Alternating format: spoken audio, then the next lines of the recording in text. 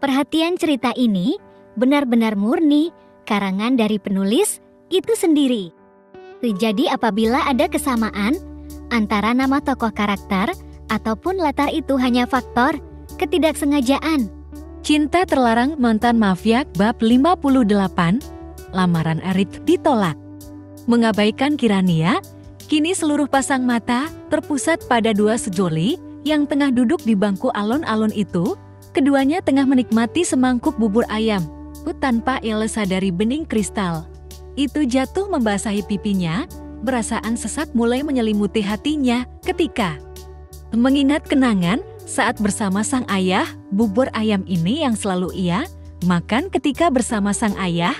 Bahkan ia sangat hafal dengan penjualnya. Rasa khasnya masih sama, tak pernah berubah. Indera pengecapnya merasakan nikmat karena bisa menikmati makanan ini kembali.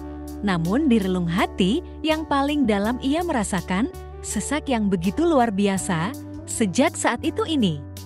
Untuk pertama kalinya Elle datang lagi. Walau mereka dari keluarga yang berada tak membuat mereka malu untuk mendatangi tempat seperti ini. Sweetie, hei, kamu nangis. Erik panik saat menyadari pipi kekasihnya itu basah karena air mata. Elle tersentak lantaran Erik menegurnya. Buru-buru ia memalingkan wajahnya dan menghapus air mata itu. Ada apa? Kamu nggak nyaman kita di sini? Lanya Erik membingkai wajahnya, lalu Elle menggeleng. Helaan nafas lolos di bibirnya. Tak ada salahnya Elle menceritakan sedikit masa lalunya dengan Erik. Toh Erik sudah bukan orang asing lagi. Elle tersenyum menyentuh kedua jemari Erik yang berada di pipinya. Aku gak apa-apa, hanya saja aku teringat kenangan dengan kedua orang tuaku, Rick. Tempat ini adalah salah satu tempat favorit aku dan ayah, terlebih bubur ayam ini, kesukaan ayah. Ucapnya dengan suara tercekat matanya. Kembali berkaca-kaca mengingat itu semua.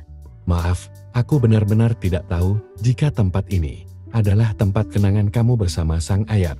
Erik merutuki kebodohannya lantaran mengikuti Sarah di Google sebelum ia mengajak Elle pergi. Entah pikiran dari mana Erik mencari referensi tempat kencan romantis di Google. Dan muncullah tempat ini. Tahu begitu lebih baik. Ia membooking restoran hanya untuk berdua.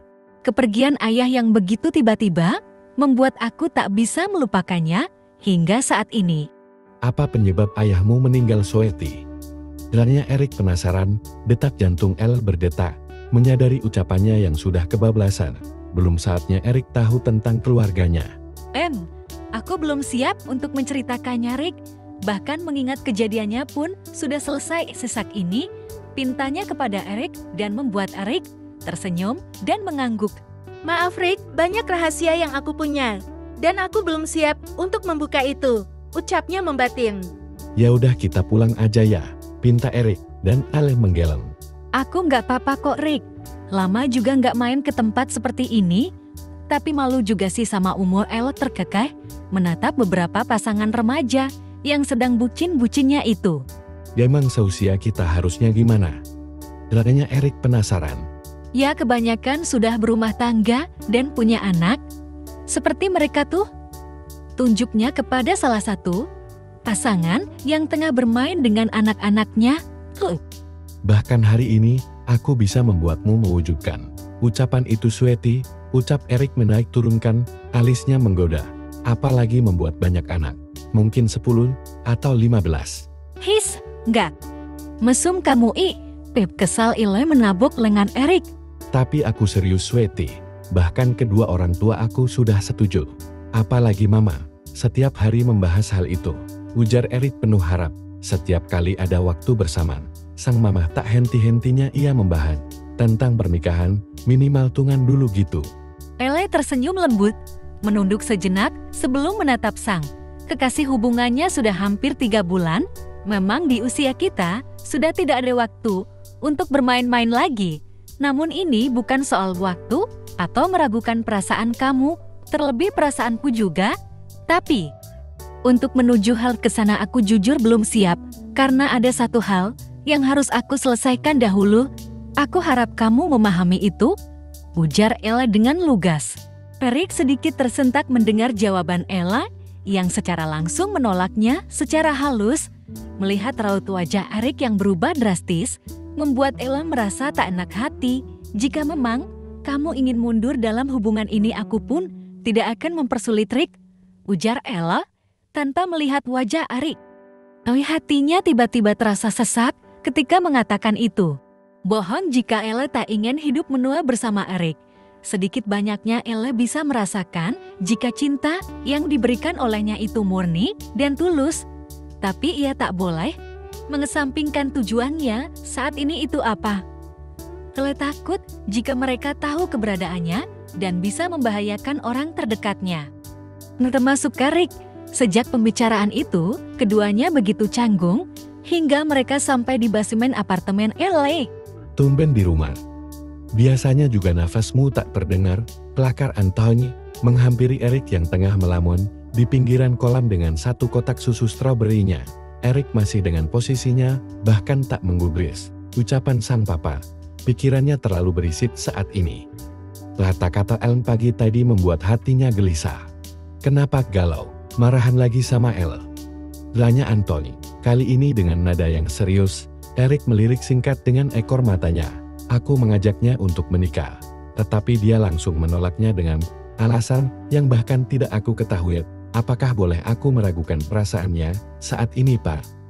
Ujar Erik diakhiri helaan nafas kasarnya.